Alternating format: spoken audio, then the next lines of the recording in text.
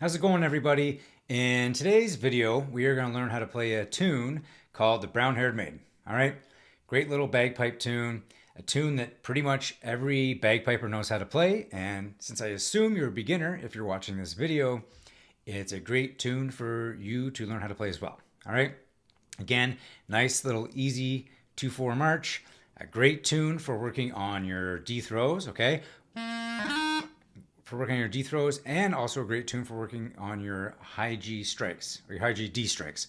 All right, great tune for working on both of those. All right, so if you need to work on those, or if you need to learn a simple 2/4 march, or you want to learn how to play a tune that a lot of pipe bands play, or you just want to learn a nice little 2/4 march, this is a great one. Okay.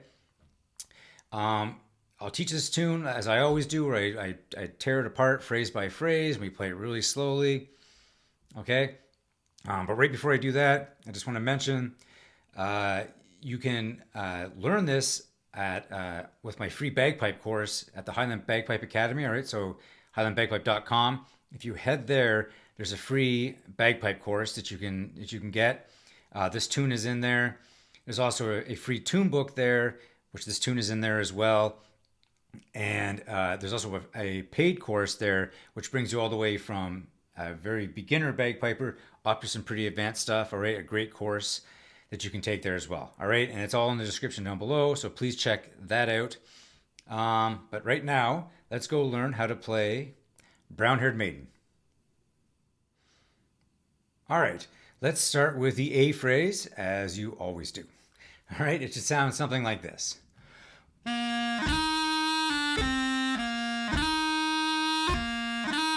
Okay, now what you probably notice in this phrase is there is a lot of throws. All right, so uh, this phrase obviously is going to be great for working on your throws. All right, and the first throw has a dot on it. All right, so we got to make sure when playing it that we really hold it. All right, dum bra da dee dum. All right, really hold on to that first throw. And then the other two, just make sure you play well. Now, if you're a beginner, and I mean a really, really beginner, and you're really still working on your throws, it's absolutely fine to play them really, really open, all right?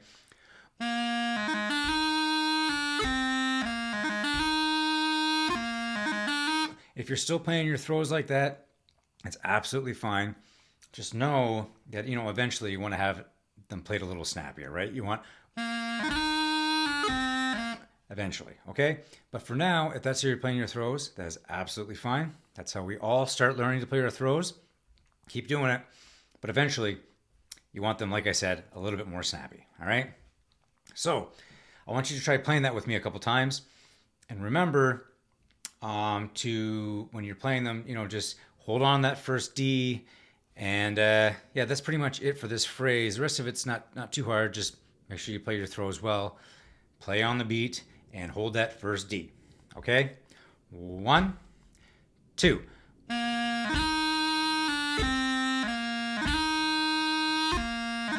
Okay, again. 1, 2.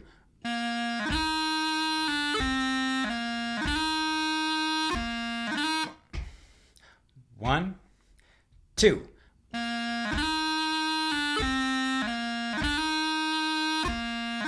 One, two.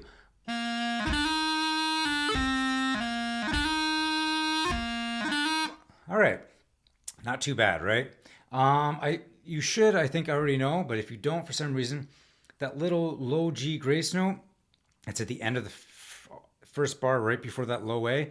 That's just this. All right, you're just playing a really quick low G, all right?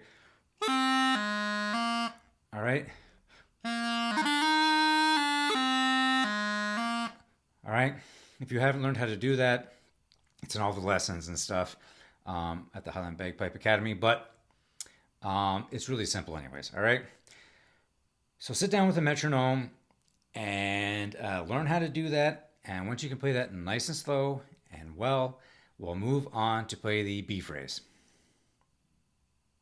Okay, The B phrase should sound something like this.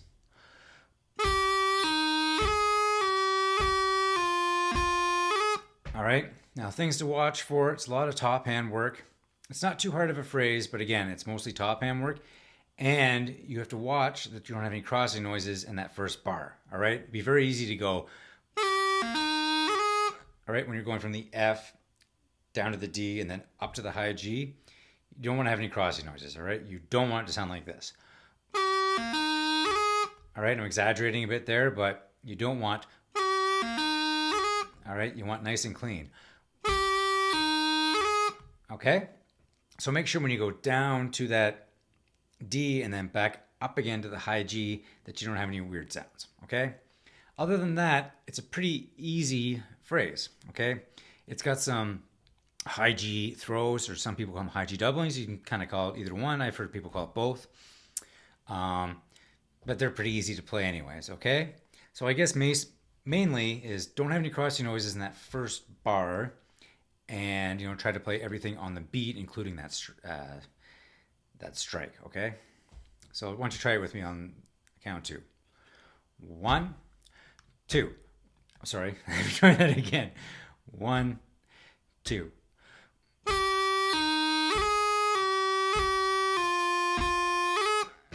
Again.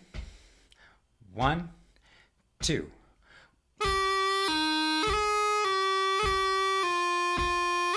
Again. 1, 2.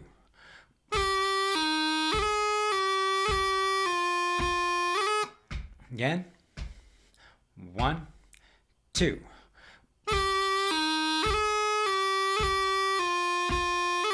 All right, pretty good. Again, it's not too hard of a phrase. Just make sure, again, you're not in the first bar, you're not going. All right, make sure you're not having crossing noises in that first bar. I'd say that's probably the hardest part about that phrase. Sit down with the metronome, like we always do. Work it out. Make sure it sounds nice. If you're not sure if you have any crossing noises in that first bar, because a lot of people aren't actually sure if they hear anything, record yourself playing and listen back to it, all right? It's very eye-opening when you listen to yourself play. I just did that recently because I had to send in a recording for something, and it wasn't a very good one. I got to work on some stuff, and like I said, it's very eye-opening, and it forces you to work on some stuff, all right? So if you want to hear actually how you sound, because sometimes your brain makes you think you sound better than you do, or sometimes it may be the opposite. Maybe it thinks you sound worse than you actually do, and sometimes you can surprise yourself. But a good idea is to record yourself playing sometimes so you can actually hear what you sound like, all right? Anyway, practice that B phrase, and then with a metronome, once you can do that, move on to the C phrase. All right, this C phrase gives us a lot to work on, okay? It should sound something like this.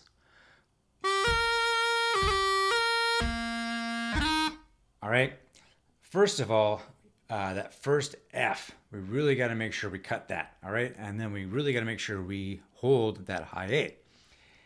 And that is pretty much true in all pipe tunes. Anytime you see a cut note and a dotted note, you overemphasize the cut and you overemphasize the dot, all right? Which just means that you cut the cut a little more than you probably think you should, and you hold the dot a little more than you think you should, all right? You almost can't cut the cut note as you can't do it possibly as much. You want to do as much as you can, and same with the dot, all right? So cut the cut as much as you can and hold the dot as much as you can, all right? And then that F doubling, make sure you play that nice and open, all right? Because it's going to be really obvious if you mess it up. And then that D throw, you really got to hold that note. Now, when playing this phrase over and over and over again, when you're practicing, I find it easier just to omit that E at the end, okay? It's just easier to sometimes get rid of the last note, because it just sort of feels funny to go. It just feels really strange, all right? Because you're really holding onto that D really long, so the E comes up right kind of before that beat, and it just feels funny, all right? So when practicing it, I would just not play the E at the very end, okay? So when playing with me right now, I wouldn't play the E. Things to remember: cut the F a lot, hold the high A a lot, play the F doubling nice and open, and really hold that D, okay? Try it on the count 2. 1, 2.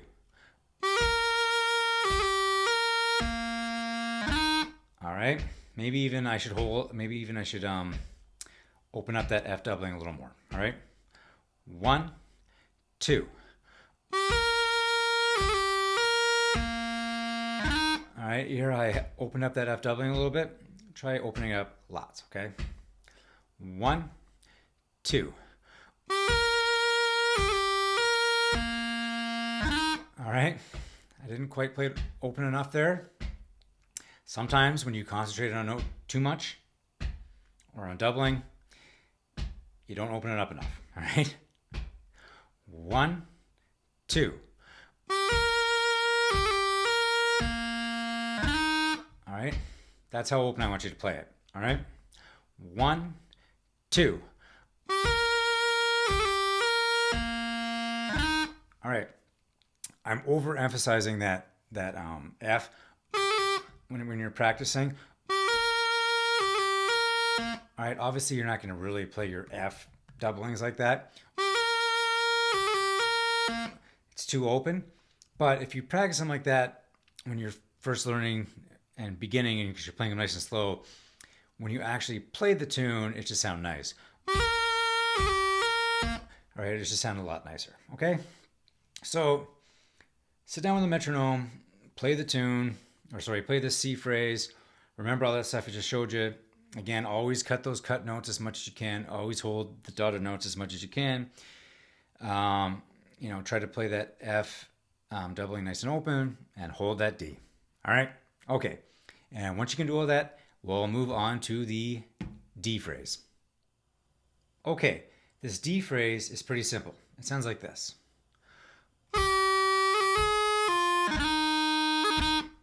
Okay, not really too much to it.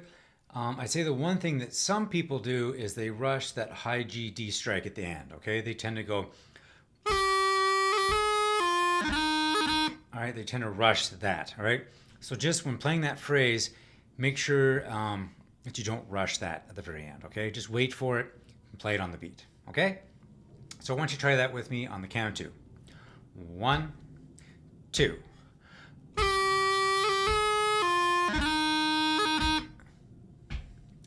1, 2.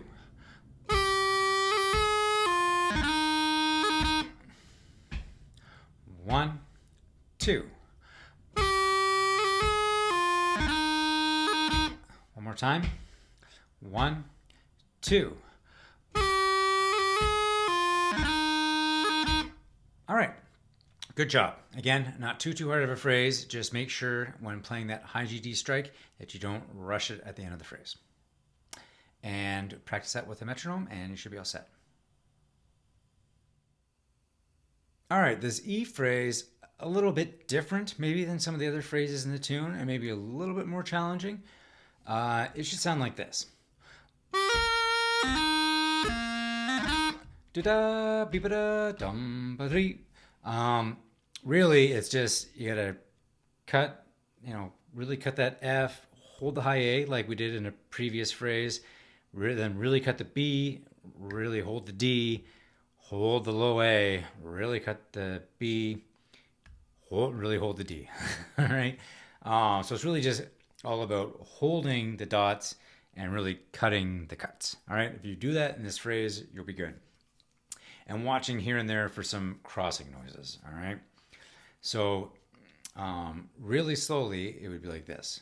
Why don't you try playing with me? 1, 2.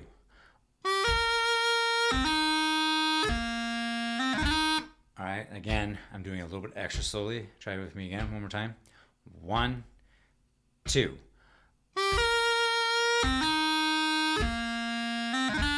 All right. I'm doing it extra slow because there's some room for crossing noises, especially in that first bar. I was teaching this tune the other day, and somebody kept going. They couldn't help themselves. So I don't know if that's something that a lot of people struggle with. Maybe you're struggling with that right now, but they accidentally go. So maybe watch out for that. Okay, they go B, C, D. They play a really quick C in between the B and the D by accident. Okay, there's no C there. All right, so watch for that. And watch the other crossing noises and really hold all the dots and really cut all the cuts. All right, we'll try it a little bit faster now. All right, 1, 2. Again, 1, 2. One more time. 1, 2. All right. And also, I'm omitting that E at the end like we did in a previous phrase. I just do that in a lot of these tunes because it's just weird when you leave it in, all right, when practicing over and over again. All right. Again, get your metronome out, practice it over and over again. I know I sound like a broken record with the metronome. And anybody who you're taking pipe lessons from will probably sound the same. That my instructors growing up all said the same thing. And any teacher I talk to now still says the same thing to their students. So get used to it, I guess. And even when I play with the pipe band I play with and stuff, even then they'll tell you, just get your metronome out, so it never ends. They just constantly tell you to do it. So yeah, get your metronome out, practice with it when you can, as much as you can. So practice that phrase. And yeah, and once you can do that, you put all the phrases together and practice that with the metronome, and then memorize the tune, and you'll be able to play the Brown Haired Maiden, a great little 2/4 march that every pipe band plays, and now you'll be able to play it, and it's an awesome little tune. I hope you enjoyed that tune tutorial for Brown Haired Maiden. If you want the sheet music for it, I mentioned it earlier, but in the description, you can go to highlandbagpipe.com. There's a tune book in there, and this tune is in there. You can get it there. It's also in my free bagpipe course, which is at highlandbagpipe.com as well. It also has a paid course, which again brings you all the way from a beginner bagpiper to an advanced bagpiper. It's a great course. Please check that out as well. And so check that out at highlandbagpipe.com. And please like and subscribe to the channel. It really helps me continue making these videos so I actually know people are watching them. And good luck on your bagpipe journey.